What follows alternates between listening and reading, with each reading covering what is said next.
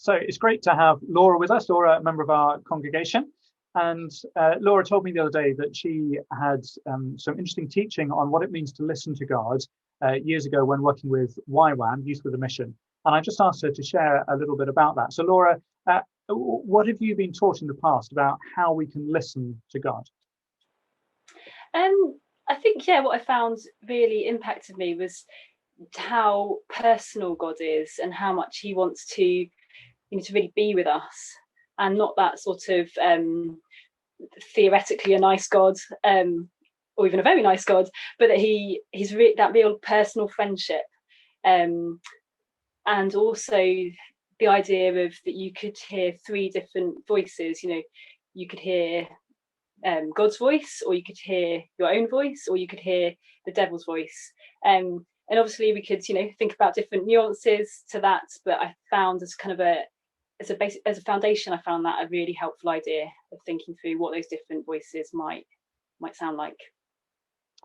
Okay, and then, I mean, at the moment, you've got two fairly young children, you home educate, you've got a job, so life is fairly full on.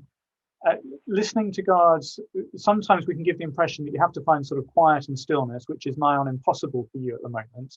So how have you sensed God speaking to you in the midst of a very busy family life? Yeah, I think when I think of this, this season so far, I do feel really thankful that God does, speak to us in our normal everyday lives, and sometimes quite literally through the children.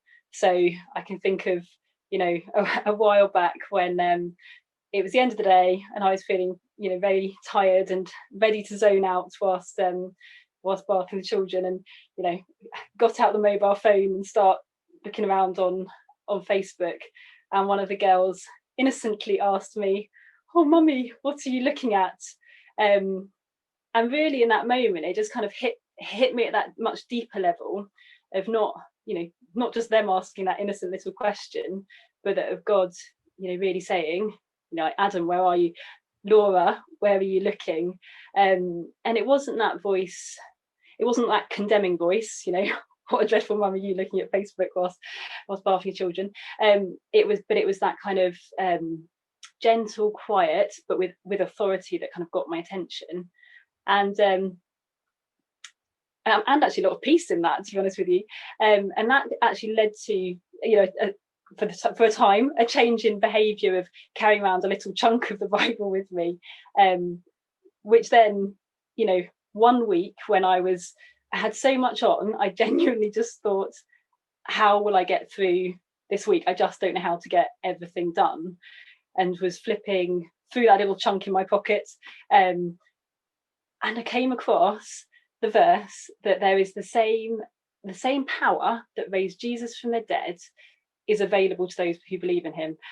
And I'm sure I've read that verse before, I'm sure I've studied that verse before, but in that moment it just, it's always been a nice verse, but it came with absolute, kind of boom, that and that's what got me through the week, that like the same power that raised Jesus from the dead is in my week, and that was a huge encouragement to me, and I just love that God does speak to me about what rest looks like in this season as well, and that whole idea that he leads me to quiet waters. And I think for me, one of the clearest images for me personally of what rest can be like now came at the New Forest show, of all places, and we were watching this amazing horse show, these horses doing these stunning tricks, and then suddenly they laid down on the grass. The rider must have told them to lie down.